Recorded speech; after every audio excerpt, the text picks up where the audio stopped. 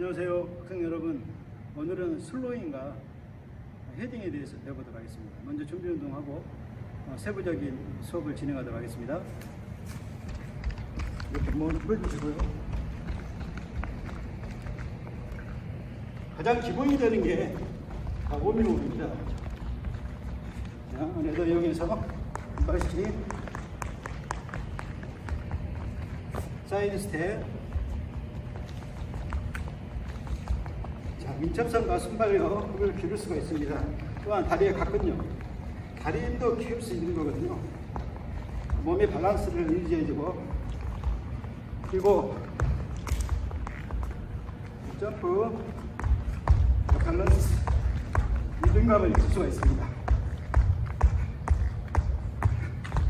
몇 점프, 둘, 셋, 넷, 다섯, 하나, 둘, 셋, 넷, 다섯, 이렇게 쭉 이렇게.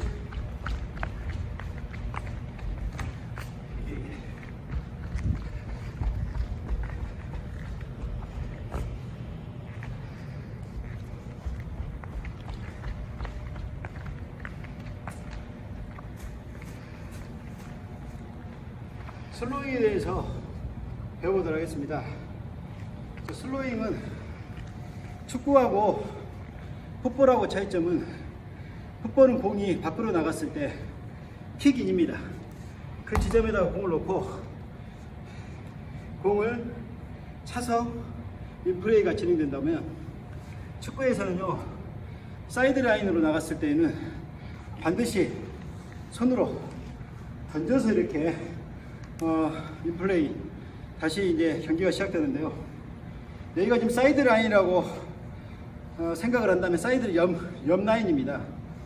축구 경기장은 알다시피 굉장히 90m에서 길이가 120m까지 길이가 나오거든요. 그 양쪽이 다 있겠죠. 사이드 라인은 거기 나갔을 때 그 지점에서 공을 던져주는데요. 축구 경기를 보면 뒤에서 달려와 가지고 공을 던지는 것을 많이 봤을 것입니다. 근데 농구하고 다른 점은요, 농구는 자, 공을 잡은 상태에서 머리 위에서 이렇게 던질 수도 있지만 그렇지 않고 그냥 가슴 높이에서 이렇게 던지는 경우가 있거든요. 그래서 우리 팀에게 공을 던져가지고 바로 이제 경기가 진행되는 상황이 발생하지만, 축구는 그렇게 해서는 안 됩니다. 만약에 농구처럼 이렇게 패스하면 다 반칙입니다. 슬로잉 반칙이 되거든요.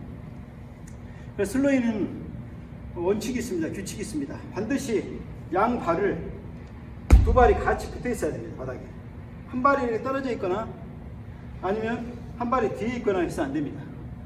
같이 발이 붙어 있어야 됩니다. 그리고 점프해서 던질 수도 없습니다.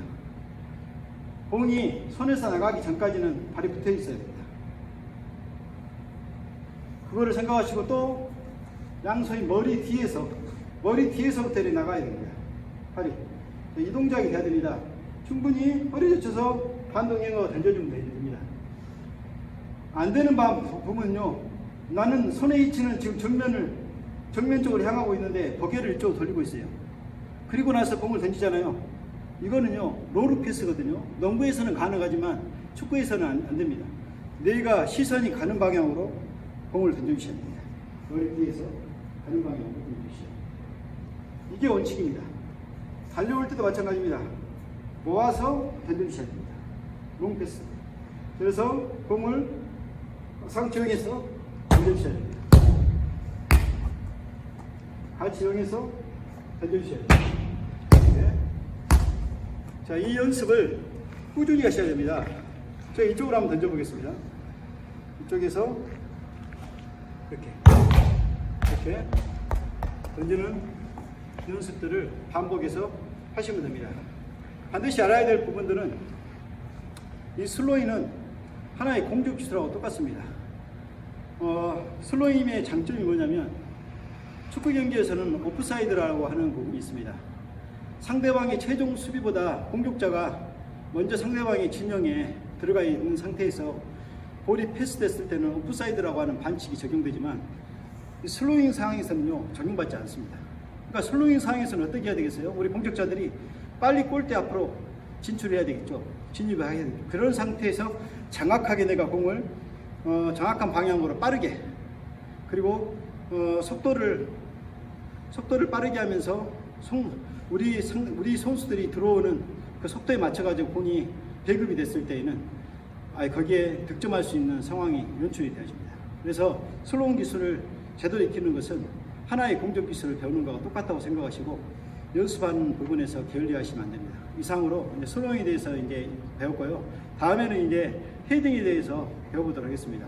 지금 그 혼자서 이렇게 지금 하다 보니까 헤딩을 할 수 있는 부분들이 조금 열악하긴 합니다. 근데 이제 원리만 설명하도록 하겠습니다. 헤딩은요, 헤딩할 때는 보통 우리가 헤딩하라고 하면 특히 이제 축구 선수들도 헤딩이 있기 때문에 축구 경기가 재미가 있습니다.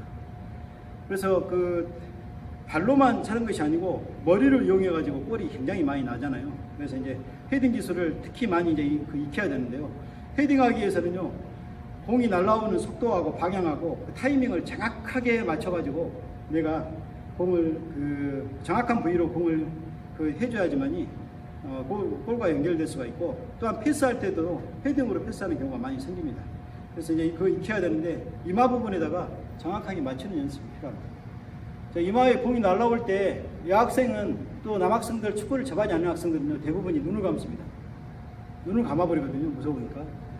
눈을 감았을 때 어떤 현상이 생기냐면요, 잘못하면 코에 맞을 수가 있어요. 이렇게. 그리고 이제 이런 공들이 좀 휘어져 가지고 신체 얼굴의 어떤 부분에, 특정 부분에 맞을 수가 있기 때문에 항상 눈을 뜨고 있어야 됩니다. 정확하게 눈을 뜨고 계시고 공이 떨어지는 위치에 내 몸을 맡겨야 됩니다. 그래서 슬라이딩 헤딩 같은 경우에는요, 공이 날아오는 속도에 내 몸을 날려가지고 그대로 이제 이마에다 맞춰가지고 하는데, 아주 긴급한 상황에서는요, 옆으로도 헤딩이 됩니다. 옆으로 헤딩 되고요, 뒤로도 백 헤딩도 가능합니다. 정수리 헤딩해도 상관없습니다. 측면으로 상관없는데요, 이런 부분들은 다 변칙입니다. 그럼 정확한 헤딩 방법은 뭐냐면요, 이마에다가 맞추는 부분들이 필요합니다. 공이 왔을 때 이마에다가 이렇게 맞추는 연습을 하셔야 됩니다.